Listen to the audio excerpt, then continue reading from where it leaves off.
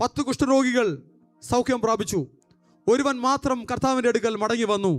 ആ 9 പേരെ കുറിച്ച് കർത്താവ് ചോദിക്കുകയാണ്, ബാക്കി 9 പേർ എവിടെ എന്ന് കർത്താവ് ചോദിക്കുകയാണ്. വിടുതൽ പ്രാപിച്ചുവെങ്കിൽ, നന്മ പ്രാപിച്ചുവെങ്കിൽ ദൈവത്തിൻ്റെ ആത്മാവ് നിങ്ങളെക്കുറിച്ച് വാദിച്ചുകൊണ്ടേയിരിക്കും. എവിടെ? ആരാധന സമയത്ത് ആരാധിക്കാതെ നീ എവിടെയാണ്? സ്തുതിക്കേണ്ട സ്ഥലത്ത് നീ ഇല്ലാതെ നീ എവിടെയാണ്? നീ വിടുതൽ പ്രാപിച്ചിട്ടും നന്മ പ്രാപിച്ചിട്ടും നിന്റെ ആയുസ് നീട്ടിക്കിട്ടിയിട്ടും, ആമേൻ, രോഗക്കിടക്കയിൽ നിന്ന് കർത്താവ് നിന്നെ രക്ഷിച്ചിട്ടും കർത്താവ് നിന്നെ സൗഖ്യമാക്കിയിട്ടും പല വിഷയങ്ങളിൽ വലിയ ദൈവപ്രവൃത്തികൾ നീ കണ്ടിട്ടും അനുഭവിച്ചിട്ടും ആരാധിക്കാതെ വണ്ണം നീ എവിടെയാണ്? സ്തുതിക്കാതെ വണ്ണം നീ എവിടെയാണ്? കൂട്ടായ്മയിൽ ഇരിക്കാതെ വണ്ണം നീ എവിടെയാണ്? വചനം കേൾക്കാതെ വണ്ണം നീ എവിടെയാണ്? ദൈവത്തിൻ്റെ ശബ്ദം മുഴങ്ങിക്കൊണ്ടേയിരിക്കും.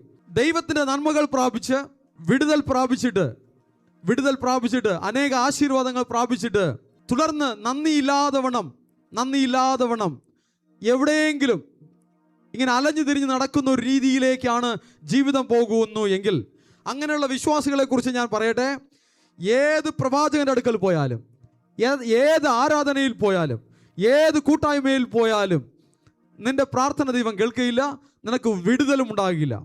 ഇന്ന് ഒരിടത്തുനിന്ന് നന്മ പ്രാപിച്ചിട്ട് തുടർന്ന് അവിടുത്തെ ചട്ടവട്ടങ്ങൾക്ക് കീഴ്പ്പെട്ട് നിൽക്കാതെ തന്നിഷ്ടപ്രകാരം എവിടെയെങ്കിലും അലഞ്ഞു തിരിഞ്ഞ് നടക്കുന്ന വിശ്വാസികളെ കുറിച്ച് ഞാൻ പറയട്ടെ, അവരുടെ ജീവിതത്തിൽ ഒരിക്കലും ആത്മീകമായ ഒരു എഴുന്നേൽപ്പുണ്ടാവുകയില്ല. ഒരു ശാപം, അത് മനുഷ്യന്റെ ശാപമല്ല, പിശാചിന്റെ ശാപമല്ല, ഒരു ദൈവശാപം അവരുടെ മേൽ നിലനിൽക്കും, അവരുടെ മേൽ കുടികൊള്ളും. ആ ശാപത്തിൽ നിന്ന് റിലീസാകണമോ? നന്ദി പ്രകടിപ്പിക്കണം. കിട്ടിയ നന്മകൾ, പ്രാപിച്ച നന്മകൾക്ക് തക്കവണ്ണം നന്ദി അർപ്പിക്കുവാൻ തക്കവണ്ണം, നന്ദി പ്രകടിപ്പിക്കുവാൻ തക്കവണ്ണം ഒരു സുബോധം ഉണ്ടാകണം, ഒരു മാനസാന്തരം ഉണ്ടാകണം. ദൈവത്തോട് നിരപ്പ് പ്രാപിക്കണം. ചില മനുഷ്യരോടെങ്കിൽ ആ മനുഷ്യരോട് നിരപ്പ് പ്രാപിക്കണം. അങ്ങനെയെങ്കിൽ ആ ശാപം മാറിപ്പോകും, അവിടെ ഒരു ആശീർവാദം ഉണ്ടാകും.